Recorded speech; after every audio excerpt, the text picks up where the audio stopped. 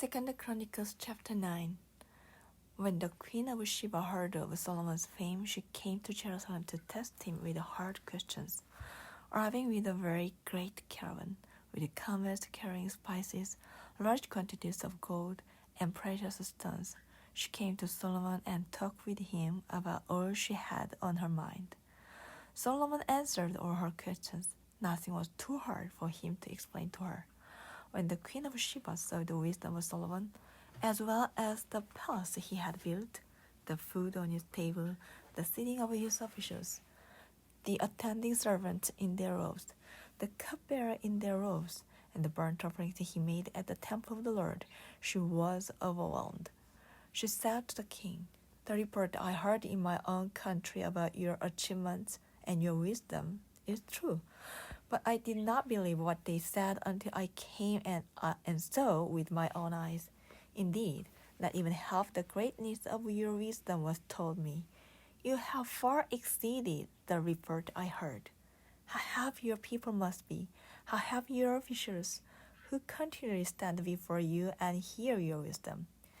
Praise be to the Lord your God, who has delighted in you and placed you on his throne as king to rule for the Lord your God, because of the love of your God for Israel and his desire to uphold them forever. He has made you king over them, to maintain justice and righteousness." Then she gave the king 120 talents of gold, large quantities of spices, and precious stones. There had never been such spices as those the queen of Sheba gave to King Solomon. The servants of Hiram and the servants of Solomon brought gold from Ophir. They also brought algum wood and precious stones. The king used the algum wood to make steps for the temple of the Lord and for the royal palace, and to make harps and lyres for the musicians. Nothing like them had ever been seen in Judah. King Solomon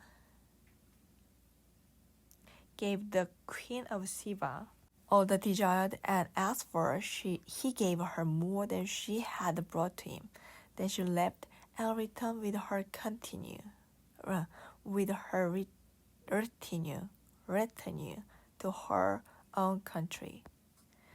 The weight of the gold that Solomon received yearly was 666 talents, not including the revenues brought in by merchants and traders.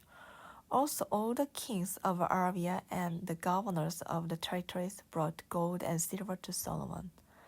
King Solomon made 200 large shields of hammered gold. 600 shekels of hammered gold went into each shield.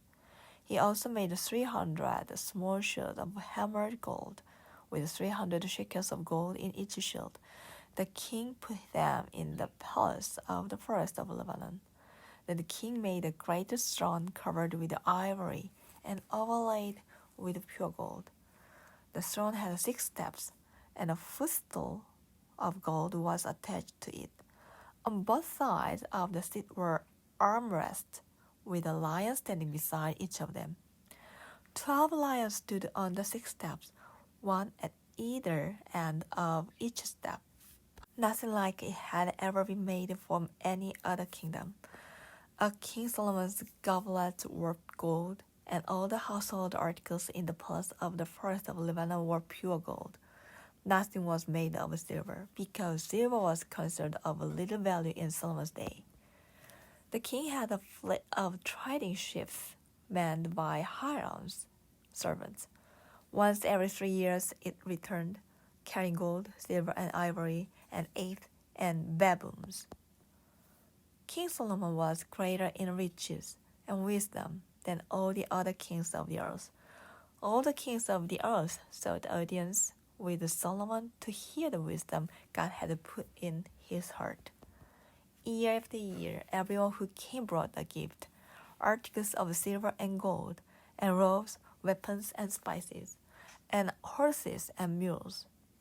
Solomon had 4,000 stalls for horses and chariots, and 12,000 horses, which he kept in the chariot cities, and also with him in Jerusalem. He ruled over all the kings from the Euphrates River to the land of the Philistines as far as the border of Egypt. He made silver as common in Jerusalem as stones, and cedar as plentiful as sycamore fig trees in the foothills. Solomon's horses were imported from Egypt and from all other countries. As for the other events of Solomon's reign, from beginning to end, are they not written in the record of Nathan the prophet, in the prophecy of Ahijah the Shilonite, and in the visions of Iddo the seer concerning Jeroboam son of Nebat?